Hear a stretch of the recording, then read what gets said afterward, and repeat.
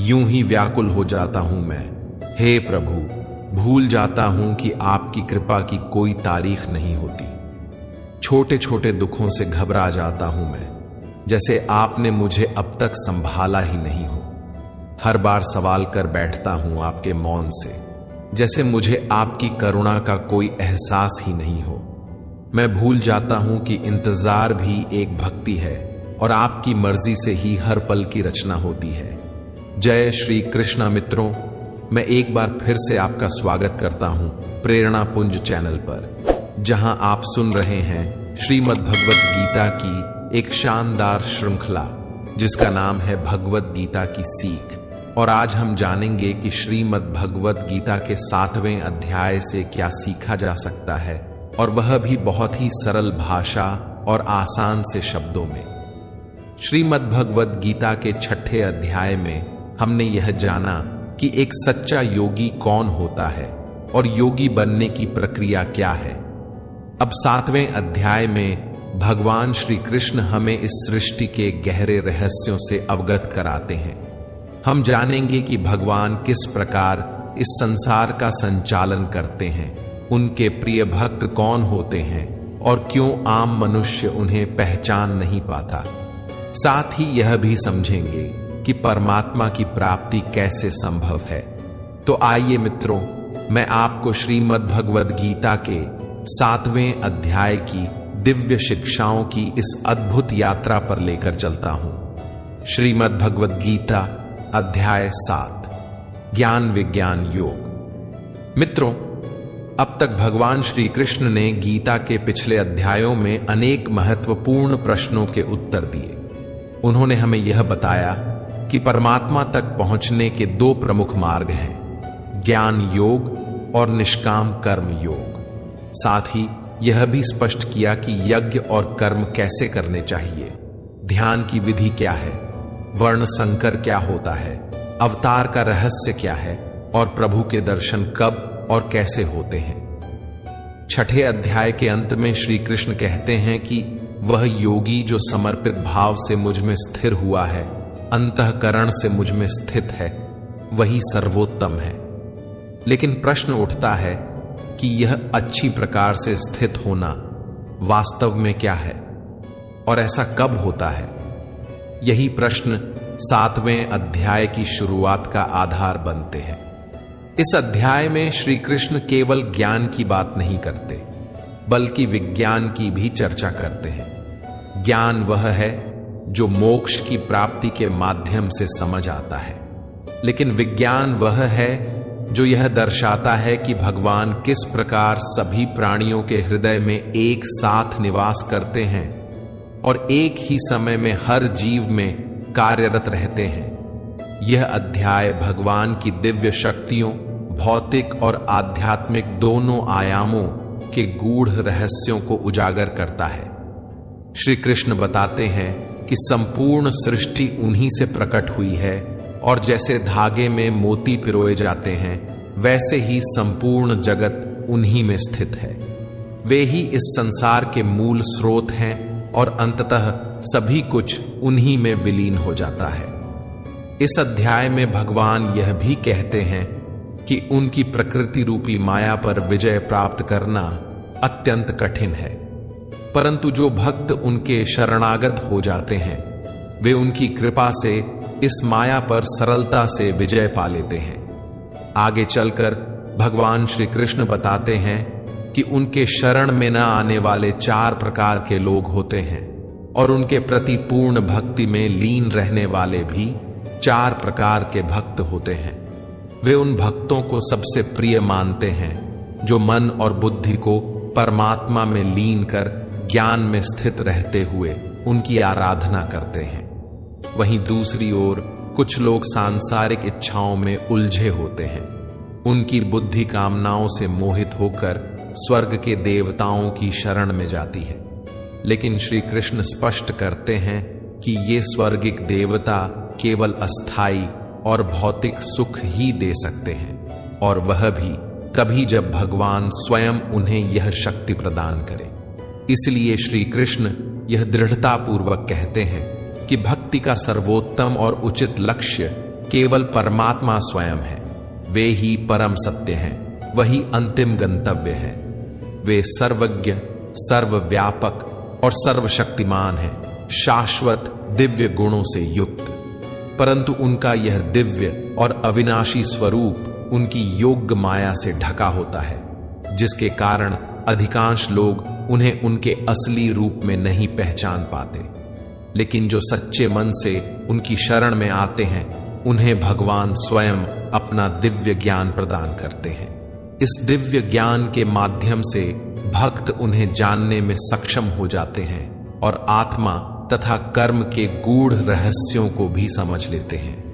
भगवान श्री कृष्ण 7वें अध्याय के प्रथम श्लोक में कहते हैं, मय्या सक्तमना पार्थ योगम युञ्जन्मदाश्रय ये असंशयम समग्रम मां यथा ध्यास्यसि तच्छृणु एम।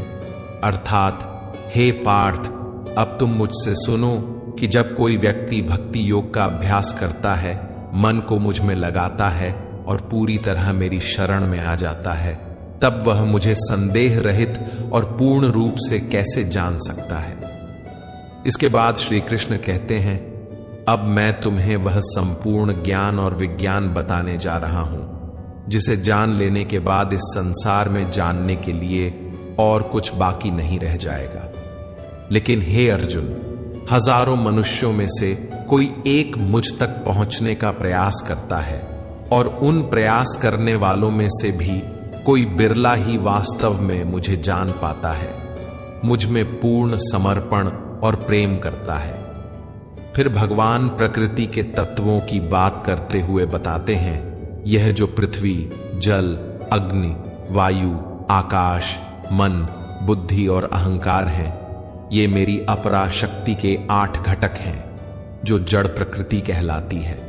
परंतु हे महाबाहु अर्जुन, इसके अतिरिक्त भी मेरी पराशक्ति है, चेतन शक्ति, जो संपूर्ण सृष्टि को धारण करती है, और वह है जीवात्मा। यही जीव शक्ति इस संसार के समस्त प्राणियों की जीवन ऊर्जा है। यह प्रकृति अनादि है और सनातन रूप से चलती आ रही है। तुम यह जान लो कि इस जगत के समस्त प्राणी मेरी इन्हीं 2 शक्तियों, जड़ और चेतन, के संयोग से उत्पन्न होते हैं। मैं ही इस समस्त सृष्टि का मूल कारण हूं और अंततः यह सब मुझ में ही विलीन हो जाता है। भगवान श्री कृष्ण अर्जुन से कहते हैं, हे अर्जुन, इस समस्त ब्रह्मांड में मुझसे श्रेष्ठ कुछ भी नहीं है। सारा संसार मुझ पर उसी प्रकार निर्भर है जैसे धागे में मोती पिरोए होते हैं। फिर भगवान अपने व्यापक स्वरूप को समझाते हुए कहते हैं, हे कुंती पुत्र, मैं ही जल का स्वाद हूं, सूर्य और चंद्रमा का प्रकाश हूं। मैं ही वेदों में पवित्र ओंकार हूं। मैं आकाश में गूंजती ध्वनि और समस्त प्राणियों में विद्यमान सामर्थ्य हूं। वे आगे कहते हैं, मैं पृथ्वी की शुद्ध सुगंध हूं, अग्नि का तेज हूं, सभी प्राणियों में जीवन शक्ति हूं और तपस्वियों का तप हूं। हे अर्जुन, समझो कि मैं ही सभी प्राणियों का मूल बीज हूं। बुद्धिमानों की बुद्धि और शक्तिशालियों का तेज भी मैं ही हूं। इसके बाद भगवान प्रकृति के त्रिगुणात्मक स्वरूप का वर्णन करते हैं।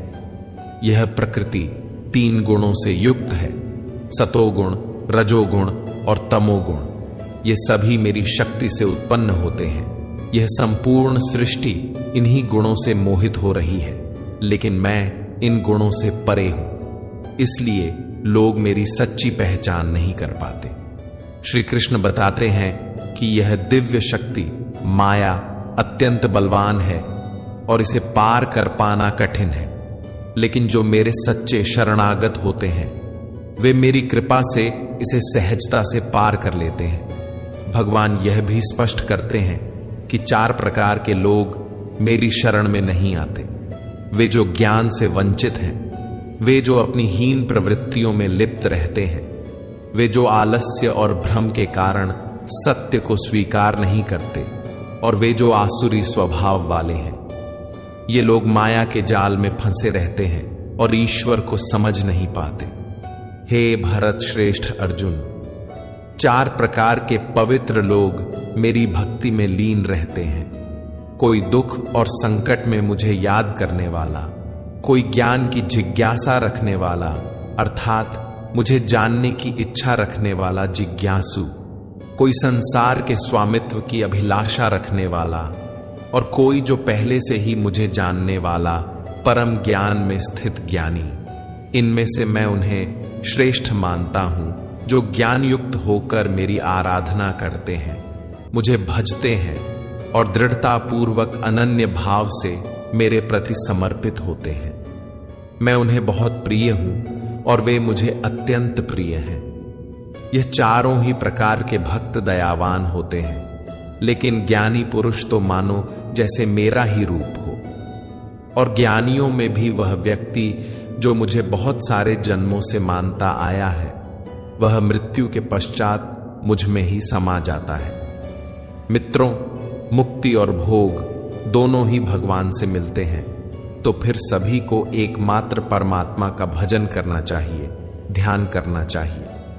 फिर भी लोग इधर उधर क्यों भटकते हैं? इस प्रश्न को 7वें अध्याय में भगवान श्री कृष्ण स्पष्ट करते हैं।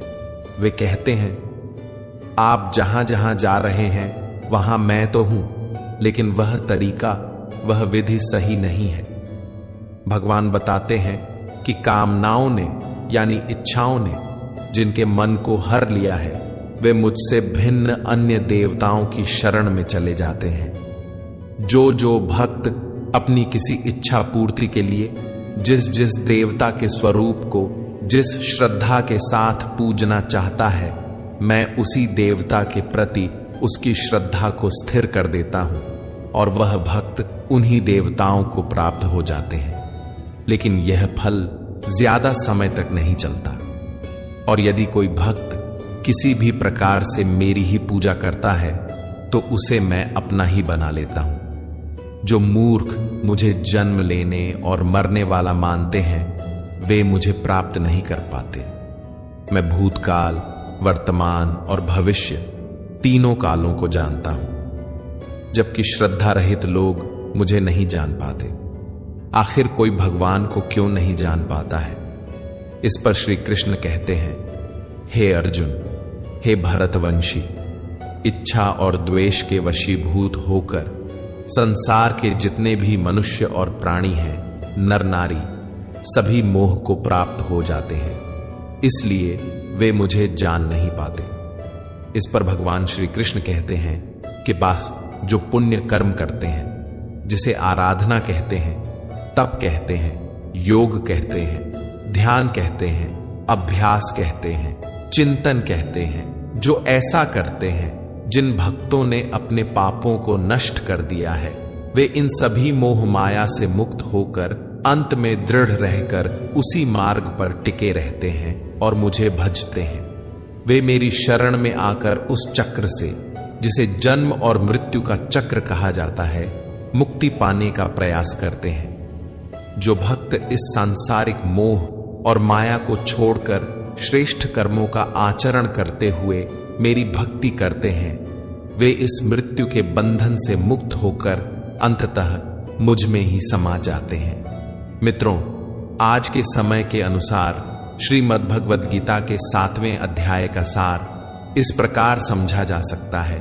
जब हम अपने जीवन में कोई लक्ष्य तय करते हैं, तो समय के साथ हम अक्सर उस लक्ष्य को भूलने लगते हैं। इसका कारण है जीवन में आने वाले अनगिनत भटकाव। जैसा कि भगवान श्री कृष्ण ने कहा, माया के जाल में फंसा हुआ व्यक्ति भगवान को भी भुला देता है। उसी प्रकार कई बार बहुत परिश्रम करने वाला व्यक्ति भी अपने मार्ग से भटक जाता है और सोचने लगता है कि लक्ष्य वगैरह सब निरर्थक है। अभी तो जीवन का आनंद लो, कल क्या होगा कौन जानता है। भगवद गीता में ऐसे लोगों को भगवान श्री कृष्ण ने मूर्ख कहा है, अर्थात वे जो यह भी नहीं समझते कि जीवन में आने वाले भटकाव केवल उन लोगों की परीक्षा लेने आते हैं जो वास्तव में परिश्रम कर रहे होते हैं। कोई व्यक्ति इन भटकावों में उलझ जाता है तो कोई उन्हें पार कर सफलता प्राप्त कर लेता है, और जो निरंतर बिना रुके, बिना डिगे अपने लक्ष्य की ओर अग्रसर रहता है, वही व्यक्ति जीवन में सच्ची सफलता का अधिकारी बनता है।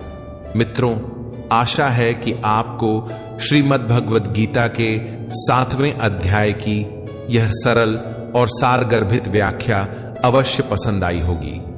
आपने इस अध्याय से क्या सीखा? कृपया हमें कमेंट के माध्यम से जरूर बताएं। यदि इस व्याख्या में मुझसे कोई त्रुटि रह गई हो तो मैं हृदय से क्षमा प्रार्थी हूं। जल्द ही हम श्रीमद् भगवद गीता के 8वें अध्याय की एक और सरल और सुंदर व्याख्या के साथ फिर मिलेंगे।